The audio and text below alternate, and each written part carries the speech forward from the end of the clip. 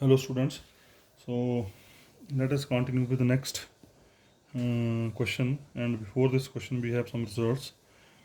Note number 1, due to symmetry of stress tensor, जो कि आप लास्ट वीडियो में देख चुके हैं कि स्ट्रेस टेंसर जो सिमेट्रिक होते हैं, we find that state of stress at any point is characterised by 6 components instead of 9 components. हालांकि वहाँ 9 कंपोनेंट होते हैं, पर 9 में से हमारे पास रह गया अब 6 कंपोनेंट। कैसे 6 रह गए? 3 आगे tau 1 1, tau 2 2, tau 3 3 in the respective directions x1 x2 and x3, और बाकी 6 जो थे वो हो गए symmetric. Tau 1 2, tau 2 1, tau 1 3 equal to tau 3 1 and tau 3 2 equal to tau 2 3। ठीक है जी। उसका note number 2, equation of equilibrium. Equation of equilibrium थी हमारी tau j i comma j equal to minus f i. Tau j i comma j equal to minus f i, जो यहाँ होता है सिंगल वो आता है यहाँ पे। बार बार बोल रहा हूँ, नोटेशन का ध्यान रखो, क्योंकि टाओ जो है वो सिमेट्रिक हो गया, तो इसका मतलब टाओ जे आई लिखो या टाओ आई जे लिखो की बात है। तो अल्टीमेटली बोलने का मतलब अब इक्वेशन ऑफ इक्विलिब्रियम, ये जो टाओ जे आई कॉमा जे है, इसको हम आज के बाद अब tau i j comma j use करेंगे। In place of tau j i comma j we will use tau i j comma j equal to minus f i. उसके बाद note number 3, tau i j comma j equal to minus f i है। Tau i j comma j का मतलब we are differentiating tau i j with respect to x j. Tau i j का मतलब था T j आई, याद होना चाहिए आपको, ये टाओ आई जे नोटेशन ली थी हमने शुरू में और पिछले वीडियो में, लास्ट वीडियो में। टाओ जे सॉरी टी जे सिर के ऊपर I is represented by tau i जे।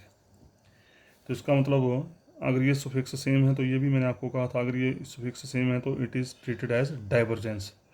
तो अल्टीमेटली बोलने का मतलब ये हुआ tau i j comma j equal to minus f i का मतलब divergence of t vector equal to minus f i. उसके बाद नेक्स्ट है ट्रांसफॉर्मेशन ऑफ कोऑर्डिनेट्स। अब कोऑर्डिनेट को कैसे ट्रांसफॉर्मेशन होती है कोऑर्डिनेट्स की, मतलब एक्स आई से एक्स आई डैश में कैसे जाएंगे या एक्स आई डैश से एक्स आई में कैसे आएंगे। तो उसके regarding question number 24 very important. Let the surface element, याद भी करना आपने, इसको हम बार बार यूज करेंगे। Let the surface element del sigma and del sigma dash, दो सरफेस एलिमेंट लिए, एक डेल सिग्मा एक del sigma dash, with unit normal nu and nu dash. इस सरफेस का नॉर्मल ले लिया न्यू, इस सरफेस का नॉर्मल ले लिया nu dash. Passes through the point P, point दोनों का कॉमन है। Then the component of stress vector t vector nu acting on surface del sigma. तो बोलता है कि इस डेल सिग्मा के ऊपर, इस डेल सिग्मा सरफेस के ऊपर जो स्ट्रेस वेक्टर होगा न्यू की डायरेक्शन में,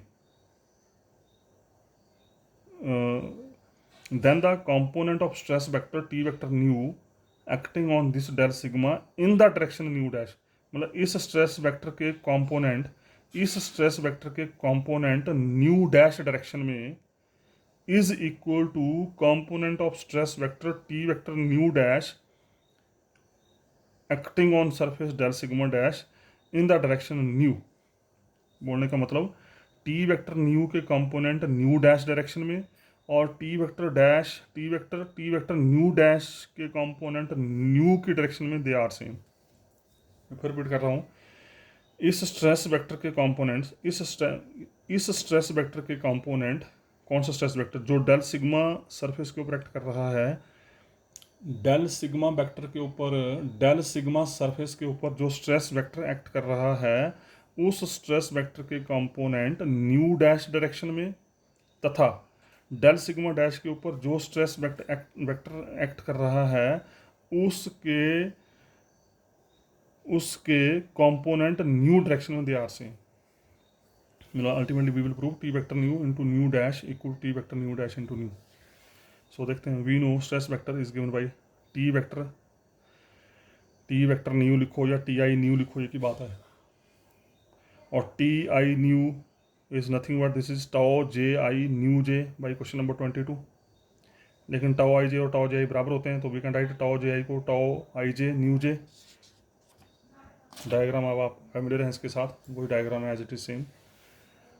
ये डेल सिग्मा वेक्टर, सॉरी ये डेल सिग्मा सरफेस है, ये डेल सिग्मा डैश, दो सरफेसेज हैं ध्यान रखना, और ये दोनों सरफेस किसी पी पॉइंट से पास कर रहे हैं, पी पॉइंट के ऊपर इंटरसेक्ट कर रहे हैं। तो इस पी पॉइंट के ऊपर डेल सिग्मा का जो नॉर्मल है वो न्यू है, डेल सिग्मा डैश का जो नॉर्मल है वो न्यू डैश है। Now t vector nu into nu dash हम लेके चले, ये लेके चले हम, equal to T vector nu को लिख दिया हमने t i nu nu dash, t i nu का मतलब tau j i nu j into nu i dash. फिर इस न्यू आई डैश को मैंने इसके साथ एडजस्ट किया, न्यू जे बार कर दिया, और अब ये फिर इक्वेशन ऑफ इक्विलिब्रियम से जो डिफरेंट है इनमें वो आ जाएगा नीचे, न्यू डैश सिर के ऊपर आ गया, जे टी जे आ गया, तो टी जे न्यू डैश बन गया, this is t j nu dash because of question number 22 into nu j. I think ये हमने प्रूव करना था। तो टी वेक्टर के component in the direction of nu dash is equal to T vector के component in the direction of nu. उसका question number 25, question number 25 है, question number 25 है आपका, show that symmetry of stress tensor follows from the relation. बोलता है कि ये जो आपने प्रूव किया था लास्ट वीडियो में कि स्ट्रेस वेक्टर सिमेट्रिक होते हैं आपस में, सॉरी स्ट्रेस टेंसर सिमेट्रिक होते हैं, they also follow from this form by this result. ये सिमेट्री है स्ट्रेस टेंसर की, वो इस लॉ से भी फॉलो होती है, इससे भी आप ड्राइव आउट कर सकते हैं। कैसे देखो जरा, given t vector nu into nu dash equal t vector nu dash into nu, to prove tau i j equal tau j. मैंने प्रूव करना है इसके थ्रू कैसे सिमेट्रिक होते हैं ये। तो t vector nu dash into new लेके चले, तो टी वेक्टर न्यू डैश को हमने लिख दिया T j nu dash into nu जे, फिर equation of equilibrium T j nu dash equal tau i j nu i dash nu J by equation of equilibrium, sorry equation of equilibrium तो नहीं है ये, this is your, sorry this is not equation of equilibrium but this is the definition of this stress vector. Stress vector की definition T j nu dash equal tau i j nu i dash into nu j.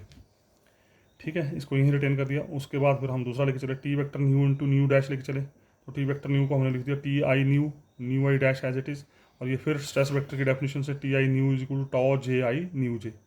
और अगर आप ध्यान दें तो they are same, this is number 1, this is number 1, and from 1 and 2 right side is same, sorry left side is same, left side is same, it is given, उसका right side is same. तो यहाँ से nu i dash nu j cancel out and we left with tau i j equal tau j. तो इसका मतलब ये हुआ कि इस रिलेशन की हेल्प से भी वी कैन प्रूव कि स्ट्रेस टेंसर जो हैं वो सिमेट्रिक होते हैं। उसके बाद नेक्स्ट क्वेश्चन है,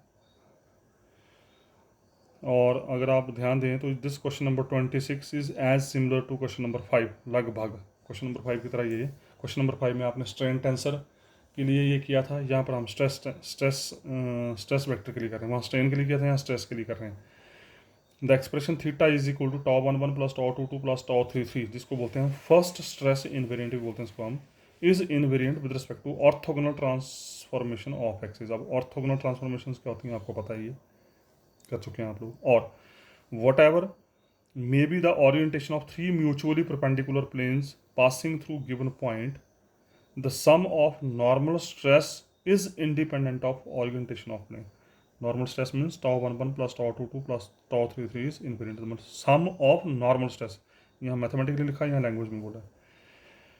और prove that stress tensor is a tensor of rank 2। अगर आपको याद हो तो क्वेश्चन नंबर 5 में you have proved strain tensor is a tensor of rank 2। तो रैंक की बात कैसे की थी हमने, रैंक की बात की थी, अगर आपको ध्यान हो तो जितने वहाँ पर आपके, तो रैंक की बात कैसे की थी, जितने आपके वहाँ पर ये डायरेक्शन को साइंस इन्वॉल्व होंगे रिलेशन में, वो देगा आपको रैंक ऑफ दैट टेंसर। और उसके बाद बोल रहा है कि deduce the relation tau dash alpha beta equal to l alpha i l beta j tau i j. Same आपने वहाँ क्वेश्चन नंबर 5 में किया था, e dash alpha beta equal to l alpha i l beta j e i j, यहाँ tau है वहाँ पर ई था। तो देखते हैं जरा, here we will transform the stress component tau i j to new coordinate axis x i dash, x i से एक्स आई डैश में जाएंगे हम by rotation of x i axis. X i axis को थोड़ा सा rotate करेंगे किसी angle के ऊपर, और हमारे पास new x i dash x i आ जाएगी, और new x i dash axis में जाने के बाद फिर देखेंगे कि टाउ आई जे ट्रांसफॉर्म होकर क्या बनता है, ये बनता है let tau dash alpha beta with the stress component in new system. जैसे इसको रोटेट किया तो नए सिस्टम में हमने लिया स्ट्रेस टेंसर ये है, which is acting on surface element, और ये कहाँ एक्ट कर रहा है, उस सरफेस एलिमेंट के ऊपर एक्ट कर रहा है, which is normal to x alpha dash axis in the direction of x beta dash axis.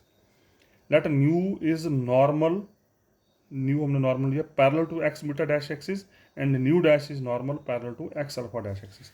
तो न्यू लिया हमने एक्स बीटा डैश डायरेक्शन के पैरल और न्यू डैश लिया हमने एक्स अल्फा डैश डायरेक्शन के पैरल। कैसे लिया देखिए ज़रा, ये है डायग्राम हमारी। ये थी हमारी original x1 axis, x1 x2 x3, इसको थोड़ा सा हमने टिल्ट किया, ये टिल्ट किया ऊपर को, तो ये बन गई x1 बन गई x अल्फा डैश, x2 बन गई x बीटा डैश, x3 बन गई x गामा डैश। तो ये फिर वही सेम, एक सरफेस डेल सिग्मा, दूसरा surface del sigma dash, common point capital P इनका, स्ट्रेस वेक्टर इसके ऊपर टी वेक्टर है, डेल सिग्मा का जो परपेंडिकुलर है दैट इज़ न्यू, और डेल सिग्मा डैश का जो नॉर्मल है that is nu dash. So we know t j i होता है tau i j, you know very well, it is important now. उसके बाद मैंने क्या किया, आई को अल्फा से रिप्लेस कर दिया, जे को बीटा से रिप्लेस कर दिया, ये बन गया। एंड बाई डेफिनेशन ऑफ, फिर वो स्ट्रेस वेक्टर की डेफिनेशन से T beta alpha equal to T vector nu dash into nu, और टी वेक्टर न्यू डैश की वैल्यू पुट कर दी फिर से, टी वेक्टर न्यू डैश की वैल्यू स्ट्रेस वेक्टर की definition tau i j nu i dash, where nu i dash is angle between cos of x alpha dash and x i. X alpha dash और x i के बीच में जो angle होगा that is nu i dash, and x alpha dash x i के बीच में जो एंगल होगा कॉस ऑफ एंगल, उसको लिखेंगे हम एल अल्फा आई, बेसिक्स में कर चुके हैं।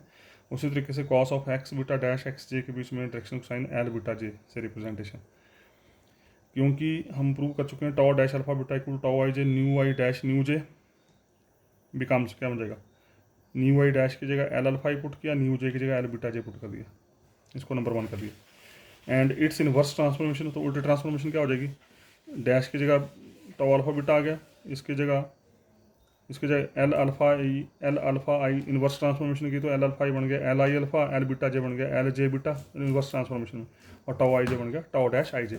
मैं बार बार ये चीज़ें बोलता रहता हूँ क्योंकि आप ये बेसिक्स में कर चुके हैं सारा कुछ। विच shows that stress vector is a tensor of rank 2, अपने आप ही आ गया ना, देखो दो डायरेक्शन को साइन आ गए, दो डायरेक्शन को साइन आ गए, तो इसका this stress vector is of tensor rank 2, this stress vector is a tensor of rank 2। ठीक है जी। उसके बाद हमने क्या किया, नंबर 1 में अल्फा की जगह बीटा रख दिया या बीटा की जगह अल्फा रख दिया, जो नंबर 1 एक्सप्रेशन है वहाँ पर बीटा की जगह अल्फा रखा, जैसे बीटा की जगह अल्फा रखा तो ये बन गया tau dash alpha alpha equal to l alpha i l alpha j tau i j. और ये बताया गया तुम्हारे को, जब आपके ये डायरेक्शन साइन मल्टीप्लिकेशन में हो तो जो कॉमन फिक्स होता है उसको छोड़ देते हैं, और जो डिफरेंस फिक्स होता है this product converted to delta, करना क्या delta, this product converted to delta. अगर आपको याद ना हो तो गो थ्रू वीडियो नंबर 1 और वीडियो नंबर 2, वहाँ आपको मिल जाएगा सारा delta i J tau i j. और फिर से कनेक्टेड डाटा की प्रॉपर्टी, जैसे जे की वैल्यू आई होगी, जैसे इस जे की वैल्यू आई होगी बन जाएगा टाउ आई आई। तो ultimately we proved tau 1 1 dash plus tau 2 2 dash plus tau 3 3 dash equal tau 1 1 plus tau 2 2 plus tau 3 3, यहाँ से। और ये सेम एक्सप्रेशन आपने स्ट्रेन में किया था, वहाँ था E1 1 dash plus E2 2 dash plus E3 3 dash equal to E1 1 plus E2 2 plus E3 3। Thus sum of normal stresses आ गई है in the respective direction of x1 x2 and x3 before transformation, ये before transformation है and ये after transformation है। The sum of normal stresses before transformation is equal to the sum of normal stresses after transformation. तो कोई फर्क नहीं पड़ा इनमें, दे आर सेम, और अगर सेम है तो इसका इनवेरिएंट हो गया। तो इसका में theta equal tau 1 1 plus tau 2 2 plus tau 3 3, इस सम को नाम दे दिया हमने थीटा। अगर आपको ध्यान हो स्ट्रेन में हमने सम को नाम दिया था न्यू, जिसको आप बोलते हैं डायलेशन, यहाँ पर हम इसको नाम दे रहे हैं थीटा, जिसको बोलते हैं हम first invariant, is invariant under transformation of coordinate axis. In other words, sum of normal stresses is independent of orientation of mutually orthogonal planes passing through a point। ठीक है, इनवेरिएंट का मतलब कोई फर्क नहीं पड़ा, इसका मतलब यार इंडिपेंडेंट। उसके बाद question number 27 define stress quadric. ये सेम आपने क्वेश्चन स्टडी किया था क्वेश्चन नंबर 5, वहाँ था स्ट्रेन क्वाड्रिक, यहाँ आ गया स्ट्रेस क्वाड्रिक, वहाँ था strain quadric. Define strain quadric of Cauchy, quadratic या क्वाड्रिक जो भी है, and prove that stress quadric remains invariant. वहाँ स्ट्रेन क्वाड्रिक रिमेन्स इनवेरिएंट हुई थी with respect to orthogonal transformation, on the same line stress भी इनवेरिएंट होती है। और prove that normal component of stress vector is inversely proportional to square of radius vector, ये same question वहाँ भी किया था। और using stress quadric of Cauchy prove that stress tensor is also a tensor of rank 2, और what is stress quadric of Cauchy, state its important properties, or obtain stress quadric of Cauchy using the properties, obtain the transformation relation for the stress component। तो ये different तरीके से question पूछे गए हैं। अब तुमने ध्यान देना कि किस क्वेश्चन का आंसर कहाँ तक लिखना है। ठीक है जी, तो हम देखते हैं बारी बारी से। अब देखिए ज़रा डायग्राम की मैं बात बाद में करता हूँ, पहले थोड़ा सा देख लेते हैं क्या है। In order to study the distribution of stress through a continuous medium we define a quadratic surface at point p of x i. ये मैंने p of x i point दिया, यहाँ पर हमने क्या किया, क्वाड्रेटिक सरफेस को डिफाइन कर रहे हैं, which is known as stress quadratic of Cauchy. तो ये जो सरफेस डिफाइन किया इस पॉइंट के ऊपर, उसको नाम दिया हमने स्ट्रेस क्वाड्रेटिक ऑफ कॉची। तो कैसे डिफाइन किया देखते जाना ज़रा। Consider the element of area with normal new, ये नॉर्मल न्यू, ये एलिमेंट एरिया लिया हमने, इसका नॉर्मल ले लिया new, and containing point P zero x I zero, और पॉइंट लिया यहाँ पर हमने ये P zero x I zero, and let T vector new, ये लिया टी वेक्टर न्यू इसी पॉइंट के ऊपर, stress vector in the direction of new, and containing point this, and let T vector new with the stress vector acting on this surface, इस surface के ऊपर be introduce a local system of axis x i with origin at P not. अब उसके बाद ये हमने system कुछ इस तरीके से एडजस्ट किया यहाँ पे कि ये पॉइंट जो पी जीरो है, this behaves like a origin, मतलब इसके कोऑर्डिनेट हो गए 0 0 0। We introduce a local system of axis x i with origin at P zero and a vector with a vector in the direction of normal nu, और इस new की direction में मैंने ए vector ले लिया, इस न्यू की डायरेक्शन में मैंने वेक्टर ले लिया ए वेक्टर, ये ए वेक्टर ले लिया, from p zero to some point p of x i. तो इसका मतलब पी जीरो से लेकर पी तक ये जो लेंथ है, this is represented by A vector.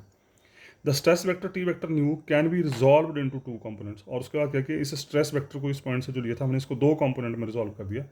एक ले लिया मैंने normal component which is in the direction of new, new के डायरेक्शन में जो कंपोनेंट लिया उसको बोल दिया मैंने नॉर्मल कंपोनेंट, और इस नॉर्मल कंपोनेंट के जो परपेंडिकुलर लिया इसको बोल दिया मैंने टेंजेंशियल या शेयरिंग कंपोनेंट, जिसको नाम दे दिया मैंने एस।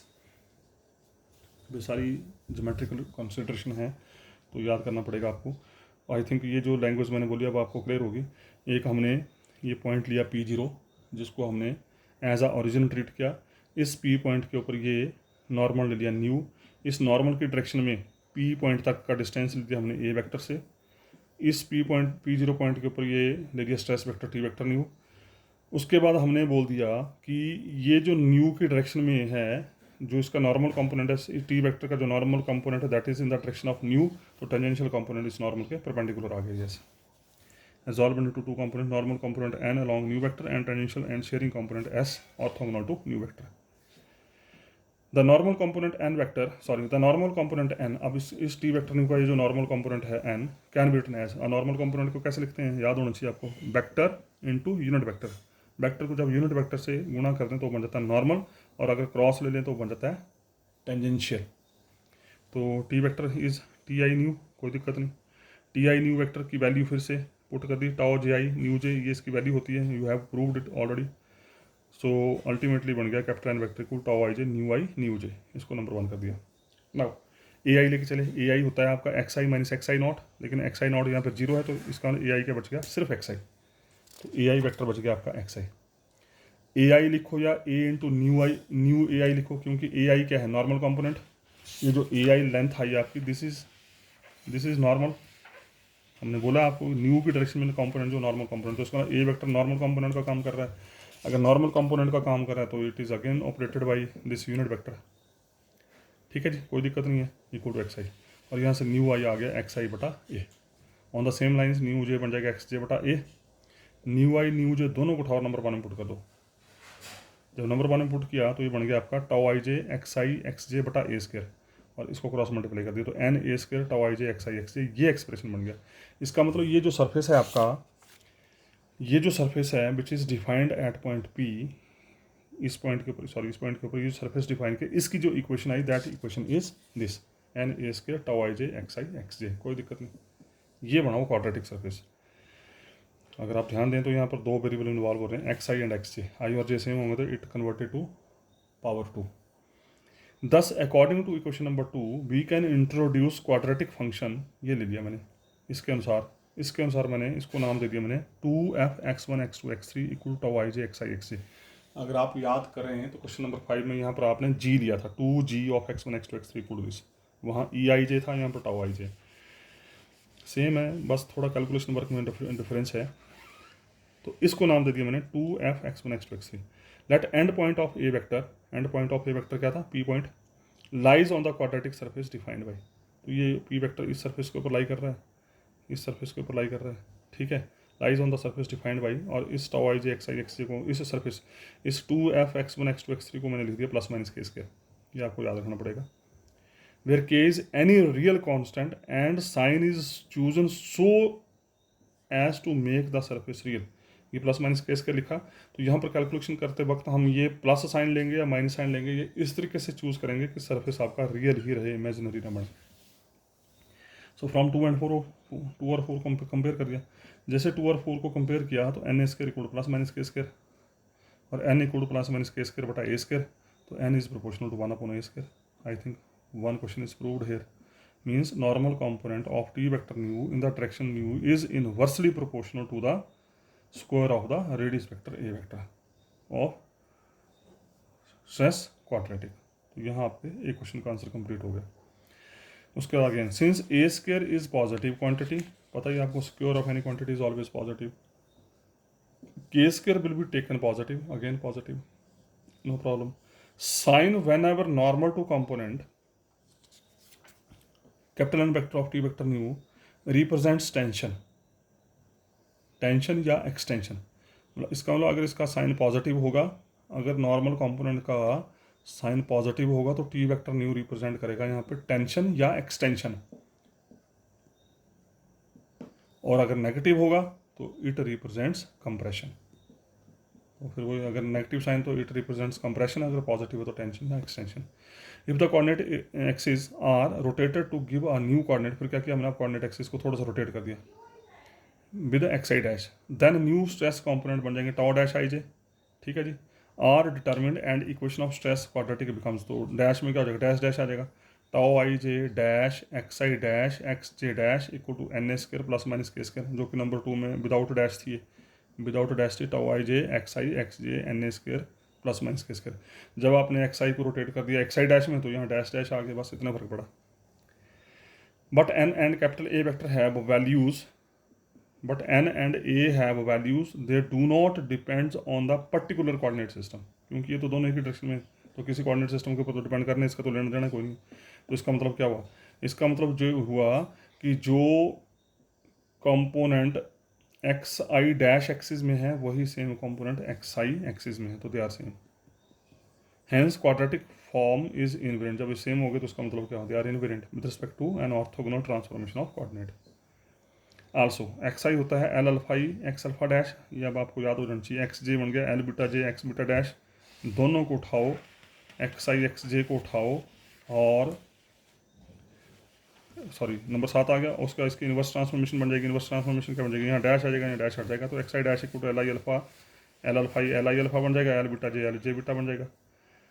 तो नंबर 6 में, नंबर 6 में आपने क्या किया, नंबर 7 से एक्स आई एक्स जे उठाया और नंबर 6 में पुट कर दिया, ये एक्स आई एक्स जे की वैल्यू उठाई और यहाँ रख दी, जैसे यहाँ रखी तो क्या हुआ, इस एक्स आई एक्स जे की वैल्यू नंबर 7 से उठाई और यहाँ रख दी, जैसे रखी तो यह एक्सप्रेशन आपके पास आ गया।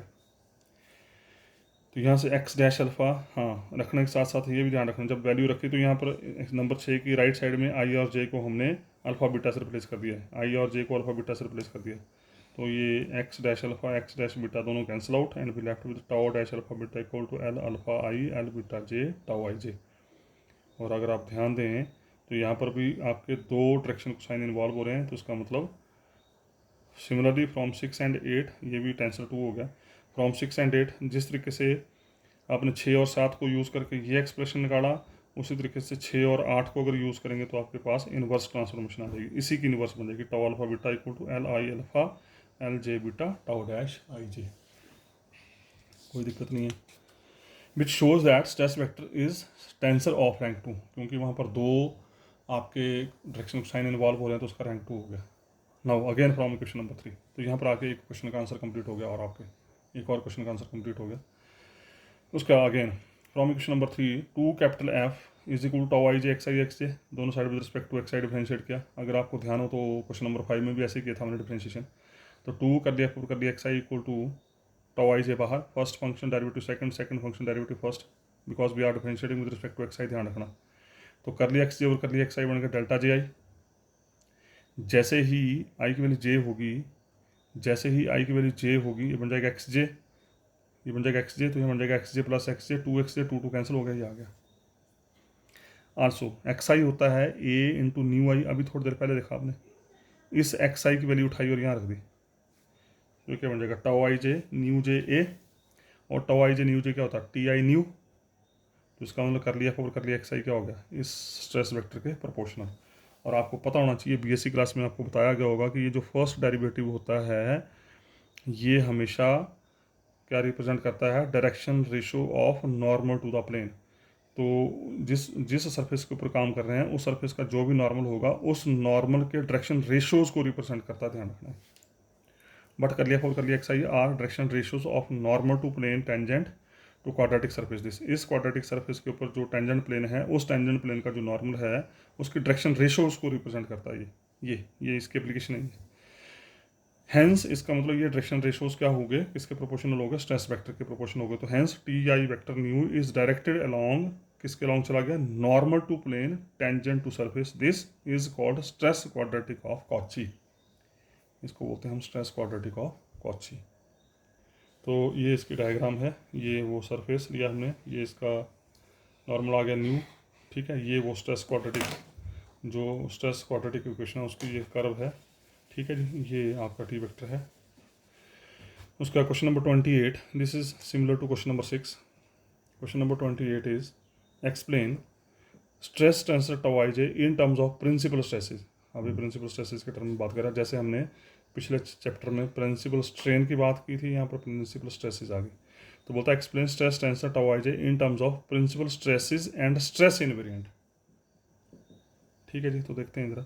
If the direction nu is taken along axis of quadratic then nu vector will be normal to plane tangent to surface at x i. कोई दिक्कत नहीं है, अभी ये तो बातें बार बार हो रही हैं। Also t vector nu is perpendicular to tangent plane, automatically है ये टेंजेंट प्लेन के परपेंडिकुलर है।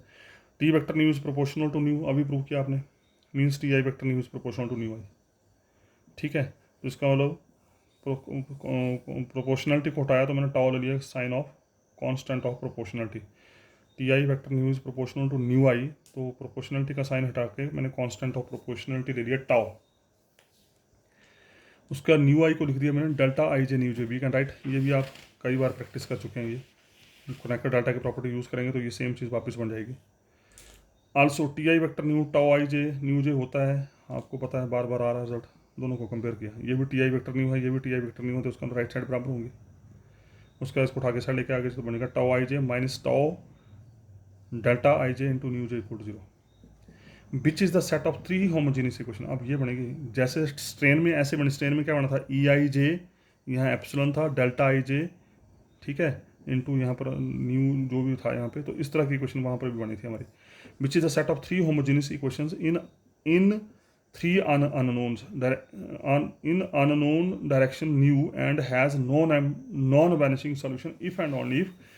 बोलने का मतलब, ये जो भाषा लिखी इसका मतलब है कि जब यहाँ पर आप आई और जे की वैल्यू 1 2 3 देंगे, आई की वैल्यू 1 2, जे की वैल्यू 1 2 3 2, पहली इक्वेशन आई की वैल्यू 2 2, जे की वैल्यू 1 2 3 2, दूसरी इक्वेशन आई की वैल्यू 3 2, जे की वैल्यू 1 2 3 2, तीन इक्वेशनें बनेंगी। और ये जो तीन इक्वेशनें आएंगी they are the three equations in the variable nu 1 nu 2 nu 3। और हमारा रूल ये बोलता है कि अगर इन तीन इक्वेशन के पास नॉन ट्रिवियल सोल्यूशन है तो tau i j minus tau delta i j का determinant is always equal to zero, tau i j minus tau delta i j का determinant is always equal to zero, तो वही लिखा है। अब कर लो यहाँ पे, आई की वैल्यू 1 2, आई की वैल्यू 1 फिक्स करो, जे की वैल्यू 1 2 3 पहली रो, आई की वैल्यू 2 फिक्स करो, जे की वैल्यू 1 2 3 दूसरी रो के कंपोनेंट, आई की वैल्यू 3 फिक्स करो, जे की वैल्यू 1 2 3 तीसरी रो के कंपोनेंट आ जाएंगे, डिटर्मिनेंट इक्वल टू जीरो। उसके बाद क्या किया आपने, इस डिटर्मिनेंट को किया सॉल्व, ठीक है, विच इज़ क्यूबिक इन टॉ, जब इसको सॉल्व करेंगे तो टॉ के टर्म में क्यूबिक आ जाएगी।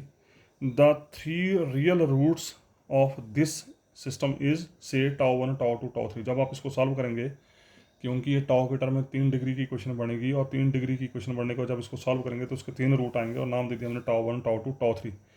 और क्वेश्चन नंबर 5 या 6 में जो हमने किया था वहाँ पर नाम दिया था E1 E2 E3, अगर ध्यान हो आपको, आर कॉल्ड प्रिंसिपल स्ट्रेसेस। और ये जो रूट आए टाउ 1 टाउ 2 टाउ 3, इनको बोलते हैं प्रिंसिपल स्ट्रेसेस। वहाँ थे E1 E2 E3 जिनको बोलते थे principal strain. By substituting tau 1 tau 2 tau 3 in equation number 3 we have corresponding directions nu 1 nu 2 nu 3। जैसे टाउ 1 टाउ 2 टाउ 3 की वैल्यू यहाँ रखेंगे, इमीडिएट आपको न्यू 1 न्यू 2 न्यू 3 मिल जाएंगे, जिनको हम बोलते हैं principal direction of stress. And these are orthogonal, और ये आपस में ऑर्थोगोनल होती हैं, बताइए क्योंकि न्यू 1 वेक्टर किस डायरेक्शन में होगा, x1 डायरेक्शन में, ये होगा x2 डायरेक्शन में, ये होगा x3 डायरेक्शन में, और x1 x2 x3 डायरेक्शन आपस में ऑर्थोगोनल होती हैं। If coordinate axis are taken along axis of quadratic then there is no shearing stress. बोलता है अगर हम सिर्फ और सिर्फ कोऑर्डिनेट एक्सिस की ही बात करेंगे, मतलब x1 x2 x3 डायरेक्शन की ही बात करेंगे, तो आपको सिर्फ और सिर्फ टाउ 1 1 टाउ 2 2 टाउ 3 3 ही मिलेंगे, बाकी कोई नहीं मिलेगा। मतलब tau 1 2 tau 1 3 tau 2 1 tau 3 1 tau 3 2 they all are equal to 0. We have corresponding direction this. If coordinate axes are taken along axis of quadratic, then there is no shearing stresses on surface element tangent to the principal plane, that is tau 1 2 tau 2 3 tau 3 1 equal to 0, and we have tau 1 1 equal to tau 1 tau 2 2 equal to tau 2 tau 3 3 equal to tau 3। तो ये determinant जो लिखा है, इस determinant में tau 1 1 की value, tau 2 2 की value, tau 3 3 की वैल्यू रखो और इनकी वैल्यू 0 रखो, we left with this determinant. उसके बाद open this determinant, this is for you, this task is for you, open this determinant and we have the equation. और जब आप इसको खोलेंगे तो ध्यान रखना है टाउ की पावर 3 के कंपोनेंट इकट्ठे कर लेना, फिर टाउ स्क्वायर के कंपोनेंट इकट्ठे कर लेना, फिर टाउ के कंपोनेंट इकट्ठे कर लेना, और लास्ट में जो बचेंगे वो लिख देने। ठीक है, तो जो टाउ स्क्वायर के कंपोनेंट हैं they are the sum of the these components. Tau के कंपोनेंट जो कुछ इस तरह के हैं और कांस्टेंट टर्म इस तरह से हैं। इसको नाम दे दिया हम थीटा 1, इसको नाम दे दिया थीटा 2, इसको नाम दे दिया थीटा 3। जिस तरीके से आपने स्ट्रेन टेंसर में यहाँ पर नाम दिया था न्यू 1, इसको नाम दिया था न्यू 2, इसको नाम दिया था न्यू 3, अगर आपको याद हो। तो theta 1 equal this, theta 2 equal this, theta 3 equal this, and these are called stress invariants. वहाँ बोलते थे हम स्ट्रेन इनवेरिएंट, इनको नामकरण दिया हमने स्ट्रेस इनवेरिएंट। तो इसी के साथ मैं इसको यहीं स्टॉप कर रहा हूँ। नेक्स्ट क्वेश्चन देखेंगे फिर नेक्स्ट वीडियो में। Thank you very much.